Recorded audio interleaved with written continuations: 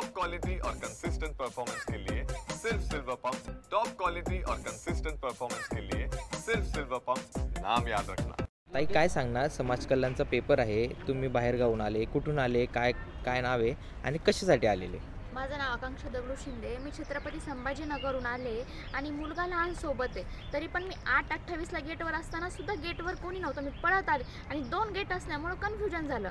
पहिल्या गेटला गेलो, पहिल्या गेटला येऊ दिला नाही, सेकंड गेटला त्यांना आवाज देते तरी कोणीही रिस्पॉन्स द्यायला तयार नाही। म्हणजे आमचं पूर्ण आयुष्यभराचं नुकसान होतोय ना। आम्ही अभ्यास करतो, कशासाठी करतो? आमचं फ्युचर, एक तर जॉब नाही आहे, बेरोजगारी वाढली आहे आणि त्याच्यात आमचं पूर्ण फ्युचर वाया चाललं ना। तुमचं नाव काय ताई? आकांक्षा दगडू शिंदे। बरं, मुलगा किती वर्षाचा आहे तुमचा? 3 वर्षाचा आहे। 3 वर्षाचा मुलगा घेऊन तुम्ही संभाजीनगरहून पेपरला आले, हो, परंतु आता पेपर ठिकाणी आल्यानंतर तुम्हाला अधिकाऱ्यांशी बोलता नाही आले, तुमच्याशी तुम्ही मागणी केली, अधिकारी खाली नाही आले, त्यावर काय म्हणणं आहे तुमचं? म्हणजे विद्यार्थ्याच्या भविष्याचा इतके आम्ही पैसे खर्च करून येतोय, एक तर पहिलेच नोकऱ्या नाही, बेरोजगारी वाढली आणि त्याच्यात आमचं भविष्याचं सुद्धा हा पेपर गेल्यानंतर जागा कमी राहतात। एका जागेसाठी इतके अर्ज येतात आणि त्याच्यात सुद्धा आमच्याकडे दुर्लक्षच केलं जात आहे ना एक प्रकारचं। ताई काय सांगणार, आज पेपर ठिकाणी तुम्हाला घेण्यात नाही आले, काय कारण आहे यासाठी?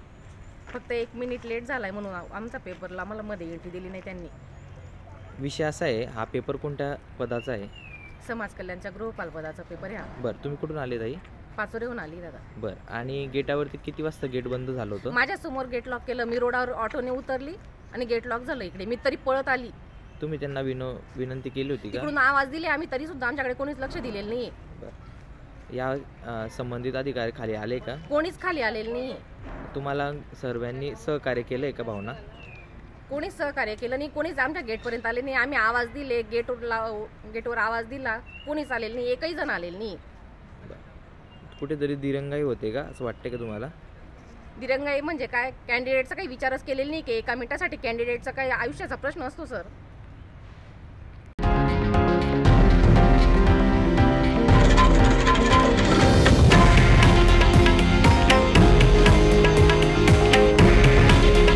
हे आहे देशातील नंबर 1 न्यूज नेटवर्क आणि आपण पाहत आहात TV9 मराठी।